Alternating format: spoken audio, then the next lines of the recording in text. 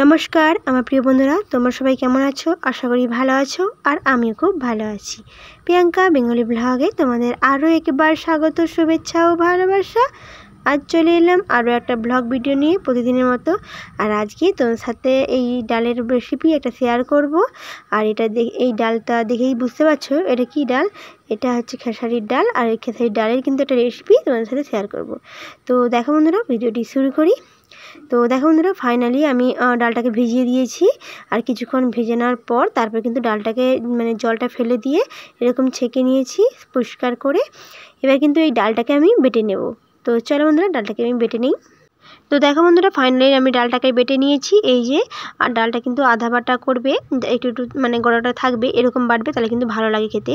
তো দেখো বন্ধুরা, এবারটা আমি গোটা জিরে দিয়েছি, আর দিয়েছি কাঁচা লঙ্কা, আর দিলাম একটু বেশি পরিমাণে পেঁয়াজ কুচি দিয়ে এবার কিন্তু ভালো করে আমি মাখিয়ে নেব ডালটাকে।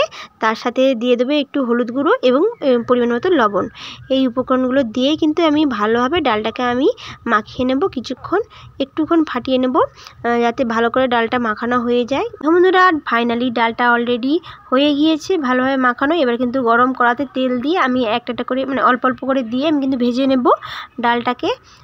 তো দেখো, এভাবে কিন্তু আমি ডালগুলোকে দিয়ে তেলের উপরে ভালো করে ভাজা করে নেব। এক পাশ দুপাশ করে দুপাশে কিন্তু ভালোভাবে ভাজা করে নিতে হবে এইভাবে। তো দেখো বন্ধুরা, এই যে ফাইনালি এক পাশে কিন্তু ভাজা হয়ে গিয়েছে। এবার কিন্তু আমি উল্টিয়ে দিচ্ছি। এই দেখো, উল্টিয়ে দিচ্ছি। এবার কিন্তু এভাবে সমস্ত ডালগুলোকে কিন্তু আমি ভেজে নেব। আর অবশ্যই ডালগুলোকে একটু আঁচ কমিয়ে কিন্তু ভাজবে, তাহলে কিন্তু পুড়ে যাওয়ার সম্ভাবনা থাকবে না, এছাড়া কিন্তু ভিতরটা ভালোভাবে ভাজা হয়ে যাবে। তো দেখো বন্ধুরা, এইবারটা তোমার সাথে আলুগুলো শেয়ার করি। এখানে কিন্তু এই রেসিপিতে আলু দেবো, আলু দিয়েই কিন্তু রেসিপি করব। তো আলুটা কেটে নিয়েছি, আর সাথে রয়েছে এখানে পেঁয়াজ কুচি, কাঁচা লঙ্কা, এছাড়া আমসুটো নিয়েছি দুটো, আর নিয়েছি তেজপাতা। এই উপকরণ দিয়েই কিন্তু এই রেসিপিটি বানাবো। এছাড়া মশলাতে রয়েছে সর্ষে বাটা, জিরে বাটা, এখানে রয়েছে আদা বাটা। আর আদা বাটা অল্প পরিমাণে নিয়েছি। রান্নাটা শুরু করে দিয়েছি। এবারে গরম কড়াতে তেল দিয়ে আমি একটু অল্প পরিমাণে কালো জিরে দিয়ে দিয়েছি, এছাড়া দিয়েছি তেজপাতা, আর দিয়ে দেবো এই যে আমসুটোটা, দুটো ধুয়েই রেখেছিলাম আমসুটোটা, সেটাও দিয়ে দিলাম। আর সাথে রয়েছে পেঁয়াজ কুচি, কাঁচা লঙ্কা কুচি দিয়ে কিন্তু এবার ভালোভাবে ভেজে নেব আমি। আমসুটোটাও কিন্তু ভালোভাবে ভেজে নেব। আর এখানে তোমরা বেশি করে আমসুটো দেবে না, তাহলে কিন্তু খুব বেশি টক লাগবে। আর এখানে হালকা টকটাই কিন্তু এই রেসিপিতে ভালো লাগে। তো দেখো বন্ধুরা, এভাবে একটু ভালো করে ভাজার পর আমি কিন্তু দিয়ে দিচ্ছি আদা বাটা। এটা দিয়েই কিন্তু আর একটু কিছুক্ষণ ভালো করে ভাজা করার পর তারপরে কিন্তু আলুটা আমি দিয়ে দিলাম। এবার আলুটা দিয়ে এবার কিছুক্ষণ ভালো করে ভেজে নেব। এবার কিন্তু আমি আলুতে পরিমাণ মতো নুন দিয়ে দেবো। তো দেখো বন্ধুরা, এই যে অল্প করে নুন দিয়ে দিচ্ছি। এবার দিয়ে কিছুক্ষণ কিন্তু আলুটাকে ভেজে নেব আমি প্রথমে।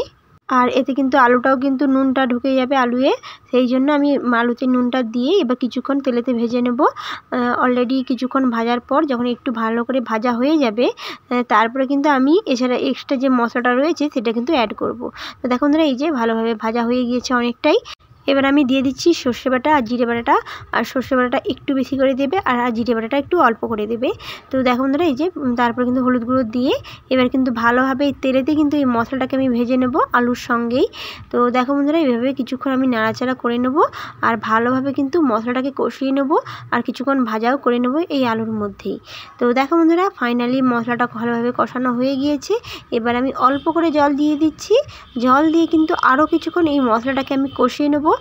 এই জলটা কিন্তু একদম থাকবে না, তার ভালোভাবে কিন্তু জলটাকে মেরে নিতে হবে এই আলুটার মধ্যে, তাহলে কিন্তু এটা রেসিপিটার টেস্ট কিন্তু খুব সুন্দর আসে। তো দেখো বন্ধুরা, জলটা কিন্তু হালকা মারা যাওয়ার পরে কিন্তু এবার আমি একটু বেশি করে জল দিয়ে দিয়েছি। এবার সিদ্ধটা করতে হবে। এই রেসিপিটা অলরেডি কমপ্লিট হয়ে গিয়েছে প্রায়, এবার শুধু সিদ্ধ করার পালা। তো দেখো বন্ধুরা, এবার কিছুক্ষণ আমি সিদ্ধ করে নেব। আর এখানে অবশ্যই একটু বেশি পরিমাণে জল দেবে, কারণ কড়াই বাটায় কিন্তু জলটা বেশি লাগে। তো দেখো বন্ধুরা, ফাইনালি আলুটা সেদ্ধ হয়ে গিয়েছে ভালোভাবে। তারপর কিন্তু আমি কড়াই বাটাটা দিয়ে দিলাম। এবার কড়াই বাটাটা দিয়ে কিছুক্ষণ আমি ফুটিয়ে নেব। তারপর কিন্তু ফুটে গেলেই কিন্তু আমি রেসিপিটি তুলে নেব। তো দেখো বন্ধুরা, ফাইনালি সুন্দরভাবে কমপ্লিট। আর দেখো, তুলেও নিয়েছি। এই যে হালকা ঝোল রয়েছে, এটা কিন্তু পরবর্তীকালেতে খুব বেশি ঝোল থাকবে না। তো দেখো বন্ধুরা, এই যে রেসিপিটি কমপ্লিট প্রায়। এইভাবে সার্ভ করলে কিন্তু খুবই ভালো লাগে এই কড়াই বাটা টক ঝাল রেসিপিটা। কেমন লেগেছে তোমরা অবশ্যই কমেন্টে জানিও আজকের এই রেসিপিটি। আর যদি ভালো লাগে তাহলে অবশ্যই একটা লাইক আর সাবস্ক্রাইব করে দিও, আর শেয়ার করতে ভুলো না কিন্তু বন্ধুরা। আর কমেন্টে জানিও কেমন লেগেছে এই রেসিপিটি।